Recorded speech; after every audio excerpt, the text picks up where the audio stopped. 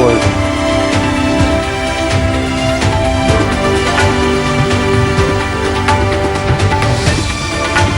बात एक बार फिर से आपका स्वागत है। आप देख रहे हैं खरा सौदा 18 हाउस स्वदेश पर, और हमारे साथ अब एक बहुत ही खास मेहमान जुड़े हैं, उनसे बात करते हैं। राधिका गुप्ता हमारे साथ हैं, उनसे बात करते हैं। इलवाइज एएमसी की MD and CEO Radhika, morning to you. शुक्रिया हमारे साथ इस बातचीत में शामिल होने के लिए, और हमें खुशी है कि आप हमारे साथ आज 18 हाउस स्वदेश पर मार्केट ओपनिंग में जुड़ी है। राधिका, सबसे पहले तो ये बताइए कि पिछले कुछ समय में हमने देखा है स्टॉक मार्केट में, खासकर जो नए इन्वेस्टर्स हैं या फिर जो अभी अभी फ्रेश इन्वेस्ट करना जिन्होंने शुरू किया है, उन्हें काफ़ी एक्शन पैक्ड मोमेंटम की आदत पड़ गई है बाजार में, और कई बार ऐसा होता नहीं है। Market will never oblige you the way you wanted. तो ऐसे निवेशकों को आपकी क्या सलाह होगी? आई थिंक मुझे उनको ये सलाह होगी कि मार्केट जो है शायद हम कहते हैं कि एवरेज रिटर्न 12-13% देता है, लेकिन वो 12-13% साल का 12-12-12 ऐसे होता नहीं है कि हर साल आपको वो मिले। कुछ साल ऐसे होंगे जब आपको बहुत तेजी दिखेगी, यू विल सी 30-40% रिटर्न्स, और कुछ साल ऐसे भी होंगे जो उनको सुनने में अजीब लगेगा जहाँ मार्केट 20-30% वो करता है, गिरता है। और ये मार्केट की रियलिटी है, ये वॉलेटिलिटी मार्केट की रियलिटी है। तो मैं उन्हें दो बातें कहूंगी। एक तो जब वो इक्विटी में निवेश करें, उनको आजकल लग रहा है कि हर महीने स्टॉक्स बढ़ रहे हैं 3-4% की, शायद उन्हें ग्रोथ एक महीने में दिख रही है। ये रियलिटी नहीं है। आप पिछले एक साल के रिटर्न पे मत जाएं और लंबे समय के लिए निवेश करें, क्योंकि इस बाजार में, इस माहौल में समय लंबा होना, टाइम होराइजन लंबा होना बहुत अच्छा है और बहुत जरूरी है। और दूसरी बात कि चाहे कितनी भी तेजी हो, कितना भी मोमेंटम हो, अल्टीमेटली जब आप निवेश करते हैं, आप किसी स्टॉक में निवेश नहीं करते। जैसे हम शेयर कहते हैं, वो कंपनी के प्रॉफिट्स का एक हिस्सा है। आप किसी बिजनेस में निवेश कर रहे हैं तो अच्छे क्वालिटी बिजनेसेस पे फोकस करिए। इस टाइम पे बहुत क्या हो जाता है, हम थोड़ा डाइल्यूट कर देते हैं क्वालिटी। अच्छा ये भी चल रहा है, ये भी चल रहा है, ये करते थे।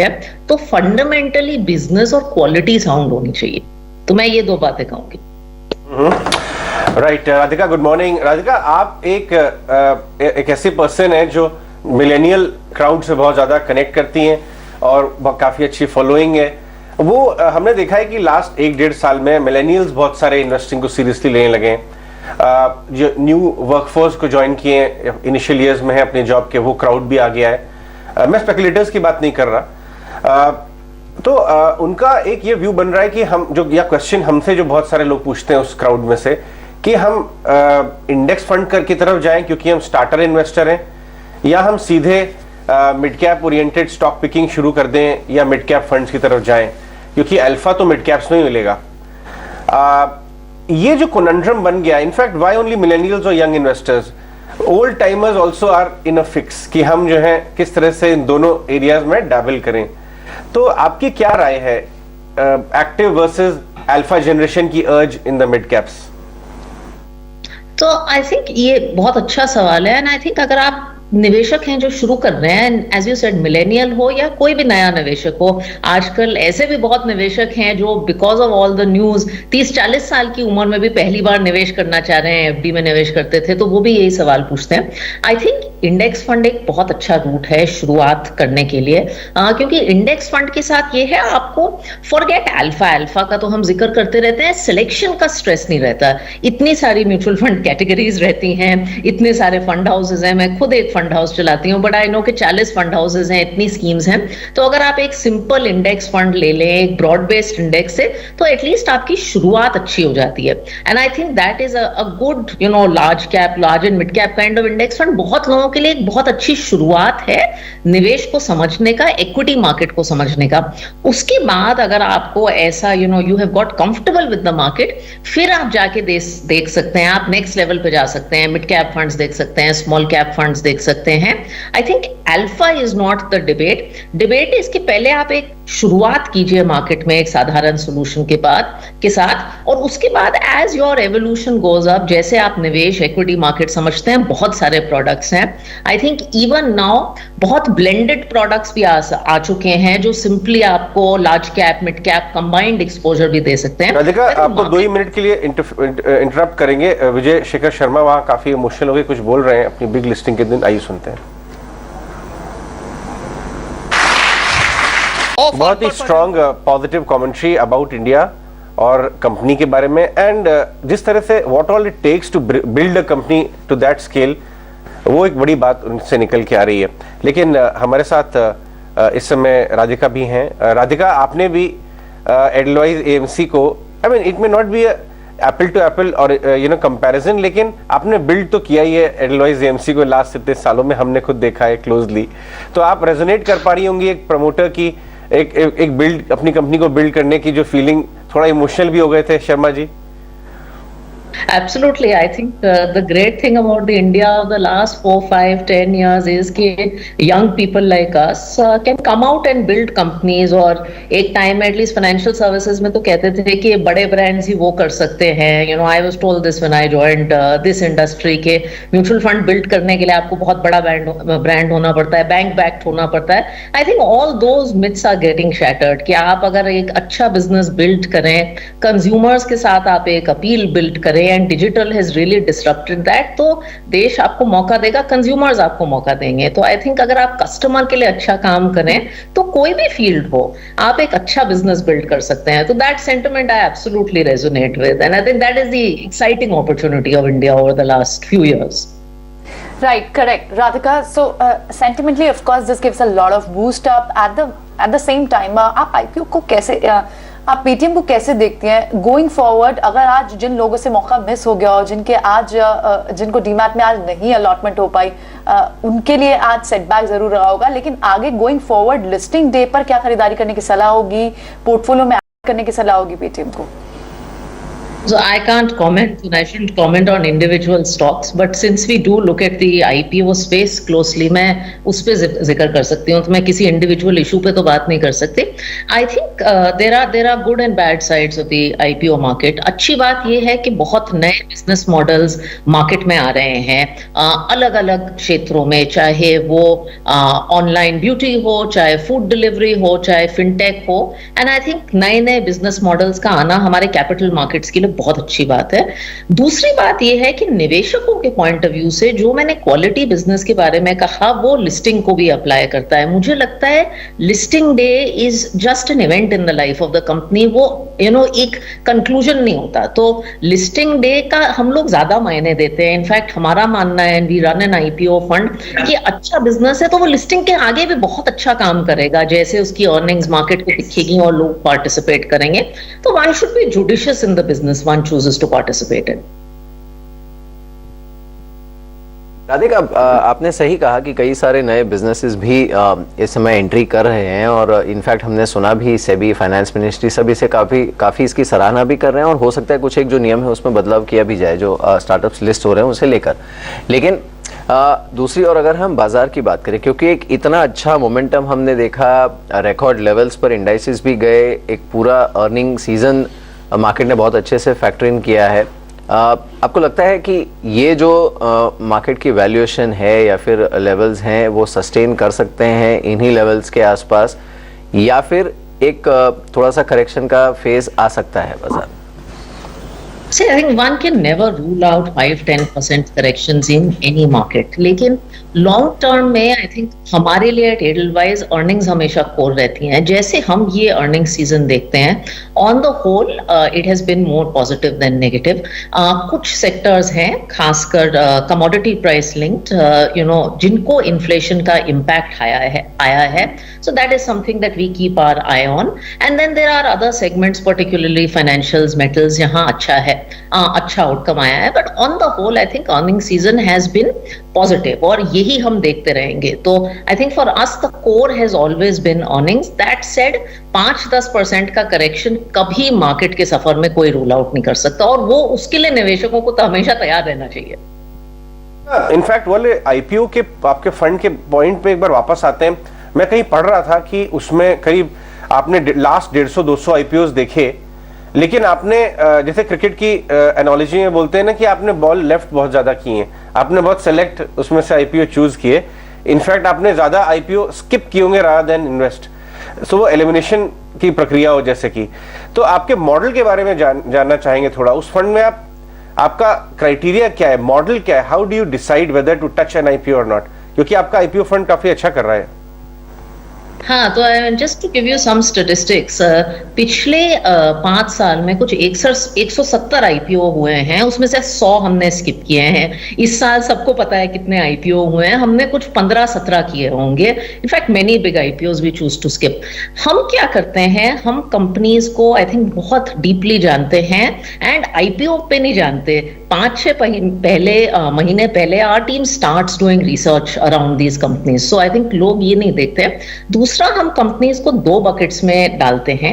या तो वो कंपनी सेक्युलर हैं, जिनकी इंडस्ट्री में सेक्युलर ग्रोथ है, मार्केट लीडर्स हैं एक्सेट्रा, वहां हम थोड़ी लार्जर पोजीशंस लेते हैं, 4-5%। कुछ कंपनी सिक्लिकल होती हैं, वहां हम थोड़ी छोटी पोजीशंस लेते हैं, 2-3%, बिकॉज अल्टीमेटली ये छोटी कंपनीज हैं, इनमें फंडामेंटली एक एलिमेंट ऑफ रिस्क है। और कुछ कंपनीज हम कंप्लीटली अवॉइड करते हैं, या तो क्योंकि हमारे गवर्नेंस चेक्स नहीं मीट होते, या हमें बिजनेस मॉडल साउंड नहीं लगता, या हमें प्राइसिंग ठीक नहीं लगती।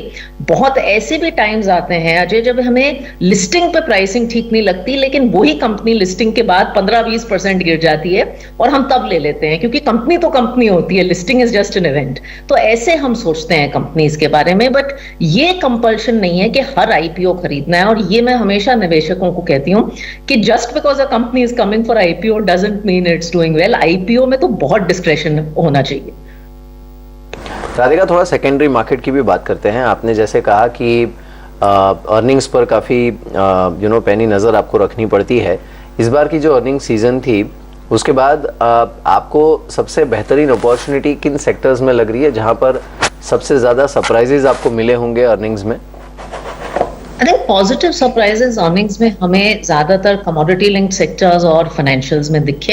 आई थिंक नेगेटिव सरप्राइजेस तो नहीं कहूंगी, बट डेफिनेटली कमोडिटी प्राइस का प्रेशर हमें कुछ सेक्टर्स में दिखा, and this is something that we will continue to watch out for in our portfolio point of view से। आई थिंक हम लोग ज्यादा बुलिश रहे हैं कुछ टाइम से इंडस्ट्रियल सेगमेंट पे, especially companies that are contributing to the economy linked sectors, जिसे मैं सरल तरीके से इकोनॉमी लिंक्ड सेक्टर्स कहूंगी। वहां हम थोड़ा सा पोर्टफोलियोज में ज्यादा बुलिश रहे हैं। So industrials has been a significant overweight in our portfolio. हमने ये भी देखा है कि आपके फंड ने काफी इनोवेशन भी किया है, नए नए तरीके के फंड, जैसे भी ग्रेटर चाइना फंड था वो अच्छा किया था उस समय पे। जब फॉल हुई तो लोगों ने बहुत बढ़ बढ़ के लिया था वो फंड आपका। मिड कैप एरिया में, मिड या लार्ज कॉम्बिनेशन में कुछ और इनोवेशन जो आप लोग कर रहे हैं, जिस पे काम कर रहे हैं, जो फीडबैक बेस्ड है, उसकी डिजाइनिंग फीडबैक बेस्ड हो रही है, इन्वेस्टर को चाहिए उस तरह के प्रोडक्ट, किस चीज पे काम हो रहा है? तो अभी आई थिंक एंड हमारे यहाँ हमेशा कुछ 2 साल की प्रोडक्ट बास्केट चलती रहती है, तो हमारे यहाँ कुछ ना कुछ चलता रहता है। अभी the product that has come to market, और आपने इसका पहले जिक्र किया था जो है कि बहुत सारे नए निवेशक हैं जो एक सरल प्रोडक्ट चाहते हैं जिसमें वो बाजार में शुरुआत कर सकें। तो अभी जो हमारा चल रहा है वो है large and mid cap index fund. लोग सोचते हैं कितना लार्ज कैप में डालूं, कितना मिड कैप में डालूं, कौन सा फंड चूज करूं, तो हमने एक सरल सा इंडेक्स फंड बनाया है। इंडिया का पहला large and mid cap index fund है। उसमें अगर आप हमें 100 रुपए देते हैं तो 50 रुपए 100 लार्ज कैप कंपनीज में जाते हैं और 50